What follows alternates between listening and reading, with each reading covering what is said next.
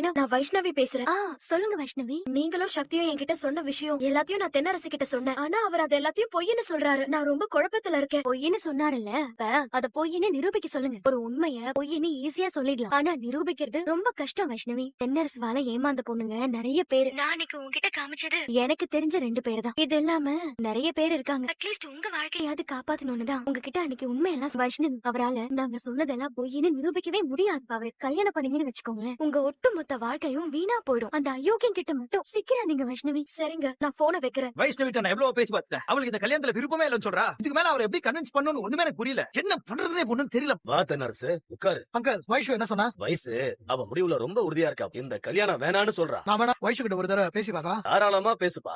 அவளை எப்படியாவது இந்த கல்யாணத்துக்கு சம்மதிக்க வை. சரிங்க அங்கிள். வைஷு கல்யாணம் வேணான்னு மாமா கிட்ட. ஆமா, அதான் சொன்னேன்ல, தேனு சக்தி சொன்னதெல்லாம் பொய்ன்னு. அப்புறம் இந்த முடிவு எடுத்த? தேனுவும் சக்தியும் சொன்னது பொய்ன்னு சொன்னீங்கல்ல, அத பொய்ன்னு நிரூபிக்கணும்ல. ஆனா இப்ப வரைக்கும் நீங்க நிரூபிக்கவே இல்ல. அப்ப அவங்க சொன்னதெல்லாம் உண்மைதானே? ஐயோ வைஷு, உனக்கு எப்படி சொல்லி புரிய வைக்கிறதுன்னு எனக்கு தெரியல. தேனு சக்தியும் யாரோ 2 பொண்ணுங்களுக்கு பணத்தை கொடுத்து என்ன பத்தி தப்பா சொல்ல வச்சிருக்காங்க. நீயும் அதை நம்பி என்ன கல்யாணம் பண்ணிக்க மாட்டேன்னு சொல்ற. அவங்க சொல்றதை வச்சு நீ தப்பான முடிவு எடுக்காத. அன்னைக்கு கோயில சந்திச்சு பேசின 2 பொண்ணுங்களும் தப்பான பொண்ணுங்க. அதை நான் நிரூபிக்கிறேன். மனசுல உன்னை தவிர வேற யாரும் இல்ல. சாகர வரைக்கும் நீ தான் பொண்டாட்டி. நீ மட்டும் தான் மனசுல இருப்ப. அதை பத்தி 1000 பேர் 1000 குத்த சொல்லலாம். அதெல்லாம் நீ நம்பிட பாரு. அதான் கஷ்டமா இருக்கு. இதே உன்னை பத்தி யாராவது தப்பா சொன்னாங்கன்னா நான் நம்ப மாட்டேனா? 100% நான் உன்னை நம்புறேன். ஆனா உனக்கு தான் என் மேல நம்பிக்கை இல்ல. பரவாயில்ல, அவனை எவ்வளவு நேசிக்கிறேன்னு உனக்கு தெரியாது. நான் என்ன வேணா செய்வேன் வைஷு.